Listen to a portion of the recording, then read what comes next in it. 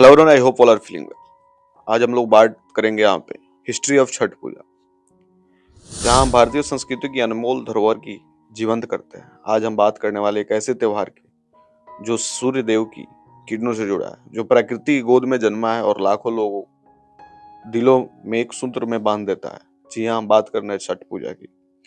छठ पूजा जो बिहार, झारखंड, उत्तर प्रदेश और नेपाल की मिट्टी से निकली, लेकिन आज दुनिया भर में भारतीयों के बीच चमक रही है।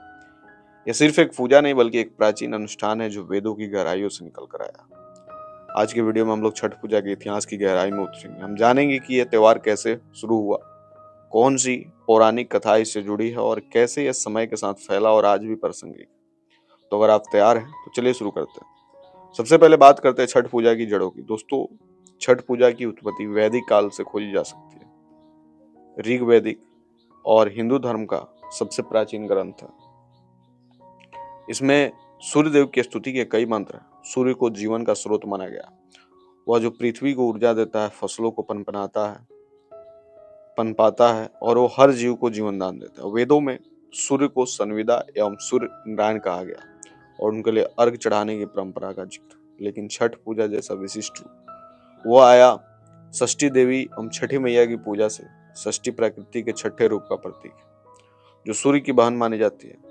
ब्रह्मा वैवर्त पुराण में लिखा गया है, जब सृष्टि की रचना हुई तो पुरुष और प्रकृति के द्वंद्व से छठी शक्ति का जन्म हुआ, जो देव सेना एवं षष्ठी के नाम से जानी जाती है। यह त्योहार मुख्य रूप से बिहार, पूर्वी उत्तर प्रदेश, झारखंड और नेपाल के तराई इलाकों में मनाया जाता है, लेकिन इसका विस्तार वह हुआ महाभारत और रामायण जैसे महाकाव्यों के माध्यम से।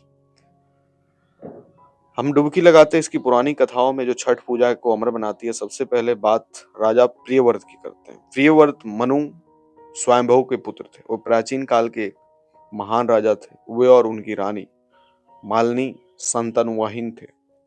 दुखी होकर उन्हें पुत्र कामिष्ठ यज्ञ किया। यज्ञ के दौरान हवन कुंड से एक कटोरी खीर प्रकट हुई। रानी ने उसे ग्रहण किया और गर्भवती हो गई, लेकिन दुख की बात, बच्चा मृत पैदा हुआ। व्याकुल रानी ने नदी में जल समाधि लेने चली गई। तभी आकाश से एक तेजस्वी स्त्री प्रकट हुई और उन्होंने कहा, मैं षष्ठी हूँ, देव सेना हूँ, सूर्यदेव, और मेरी पूजा करो, मैं तुम्हें संतान की वरदान मिलेगा।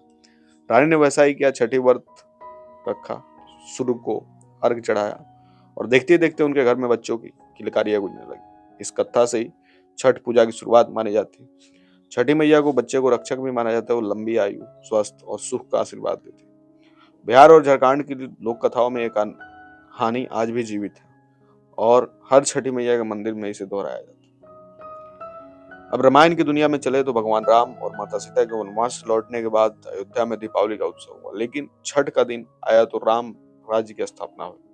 राम ने रावण के वध के पाप का प्रायश्चित करने के लिए छठ व्रत रखा। माता सीता ने सूर्य षष्ठी पूजा की ताकि संतान सुख प्राप्त हो और वरदान मिला। लौ और कुश का जन्म हुआ।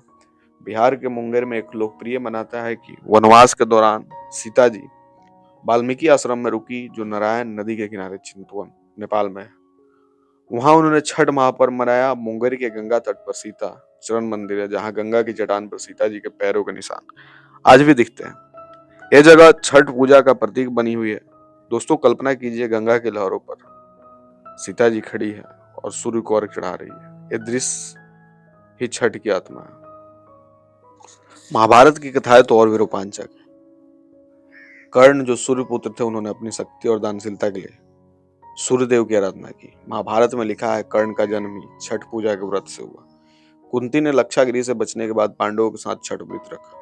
यह व्रत जिसके फलस्वरूप कर्ण का अवतरण हुआ। फिर द्रौपदी ने कुरुक्षेत्र युद्ध से पहले पांडवों की विजय के लिए छठ पूजा की। रांची के नागदी गांव में एक कुंड है जहां द्रौपदी ने अनुष्ठान किया था। आज भी वहां छठ पूजा मनाया जाता है। इन कथाओं से साफ है कि छठ पूजा सिर्फ पूजा नहीं बल्कि संकट मोचन का साधन।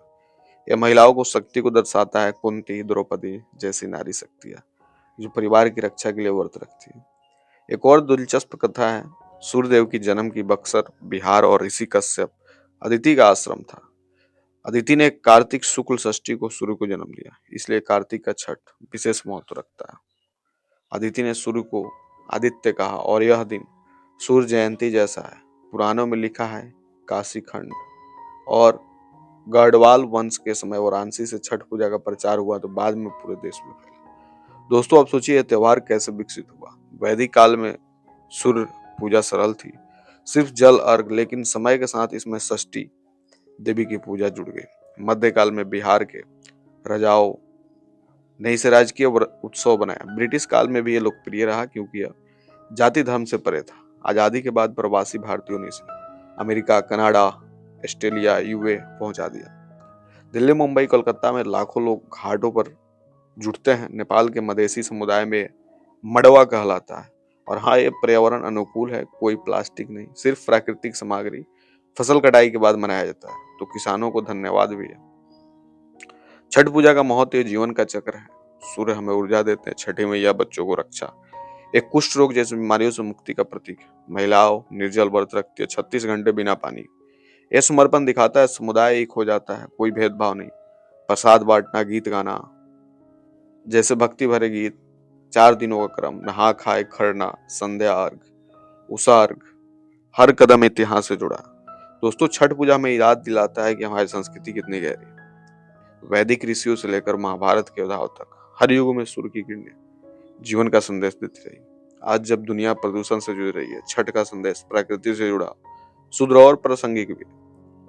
आई hope history of Chhath Puja आपको बढ़िया लगा होगा और जल्दी मिलते हैं ऐसे कोई नया वीडियो लेकर। तब तक के लिए बाय बाय।